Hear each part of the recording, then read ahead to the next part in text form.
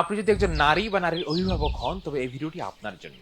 আমরা প্রায় শুনি নারী মুক্তির পথে সবচেয়ে বড় বাধার নাম ইসলাম। ইসলাম মানেই নারীর পায়ে শেকল পরিয়ে অবরুদ্ধ করে রাখা। ইসলাম মানেই নারীকে অধিকার বঞ্চিত ও পশ্চাৎপদ করে রাখা। কিন্তু আদৌ কি ইসলাম তাই বলে? আপনি কি ভেবেছেন কখনো নগ্নতাকে যারা স্বাধীনতা বলে, হিজাবকেই তারা কেন পরাধীনতা বলে আখ্যা দিতে চায়? ঊর্ধ্বতন কর্মকর্তা ও বসের আনুগত্যকে যারা নারীর সাফল্য বলে দাবি করে, স্বামী সন্তান নিয়ে সংসার করাকেই তারা কেন নারী জীবনের ব্যর্থতা বলে আখ্যা দিতে চায়? আমরা ভুলে যাই ইসলাম যার মনোনীত ধর্ম, নারী সেই মহান সত্তারই সৃষ্টি।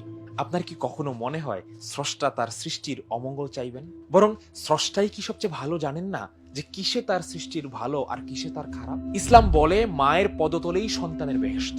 ইসলাম বলে স্ত্রী যদি ভালো বলে তবেই স্বামী ভালো, নয়তো না। ইসলাম বলে যুদ্ধ লেগে গেলেও ঘরে থাকা নারীদের তোমরা আঘাত করো না।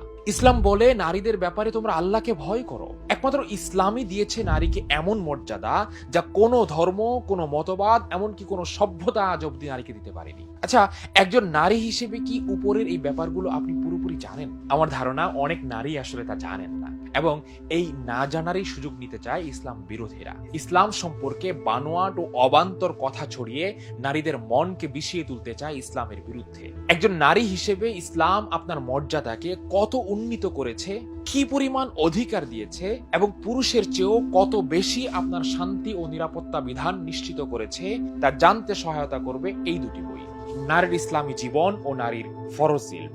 নারীদের ব্যাপারে ইসলামকে আপনি নতুনভাবে আবিষ্কার করতে পারবেন এই বই দুটির মাধ্যমে। বই দুটি আপনারা অর্ডার করতে ভিজিট করুন রকমারি.com।